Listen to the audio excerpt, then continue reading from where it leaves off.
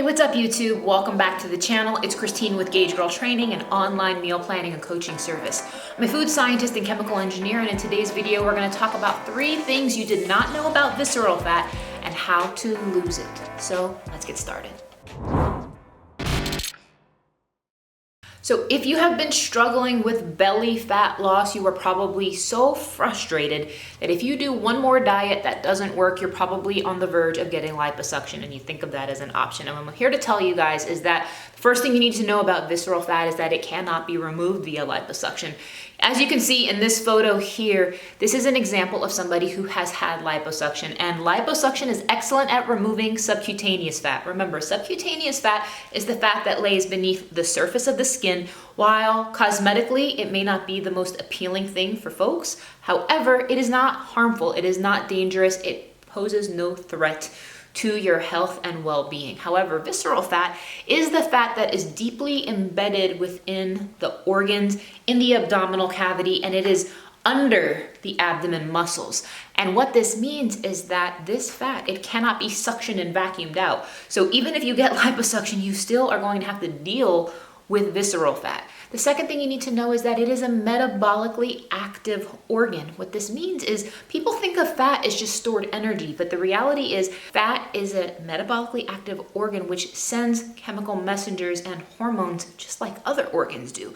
So what this means is this will actually release hormones into the body and cause a lot of issues and compromise your endocrine system. Number 3 is that you need to understand that visceral fat is going to impact your body's ability to process sugars.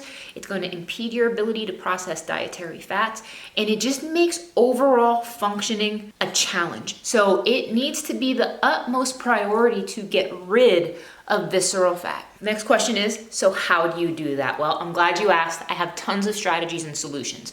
So the first thing that you want to do when you're trying to lose visceral fat is you want to lower your stress levels. Stress causes fat gain. I repeat, stress causes fat gain. It will elevate your cortisol levels, and if you're also not getting enough sleep, stress plus lack of sleep, it's a recipe for disaster. You have to manage those stress levels. You have to get more than 7 hours of sleep if you are serious about reducing visceral fat. The next thing that you want to do is you do want to boost your protein intake. You also want to boost your dietary fiber intake. So boosting your dietary fiber is going to be extremely essential. Now, I always encourage you guys to get your fiber from real whole foods. However, I do have fiber supplementation, my supplement line, Gauge Life. We have fiber, we have collagen, we have an entire hormone reset kit, which is fantastic at helping manage visceral fat if you want to take a supplemental route. And that is great for those who have some food intolerances, who struggle to get the nutrients they need from real whole foods and just need that convenience. So the next thing you want to do to reduce visceral fat is you want to exercise. It sounds so basic, but studies have shown that getting a minimum of 30 minutes per day of aerobic activity is sufficient to mobilize visceral fat. And you may think of it just from the perspective of burning calories, but that's not why the exercise is important. The exercise is important from a circulation perspective, and that circulation perspective changes the way your body manages insulin.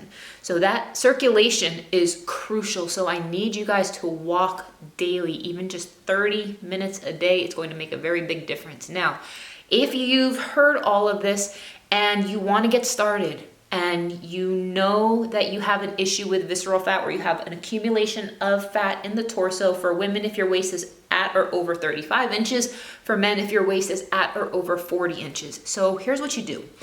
You need to get on a targeted nutrition plan. No ifs, ands, or buts about it. This is not gonna magically go away. All of my tips are helpful, but you have to execute it in a way that is going to get you from point A to point B.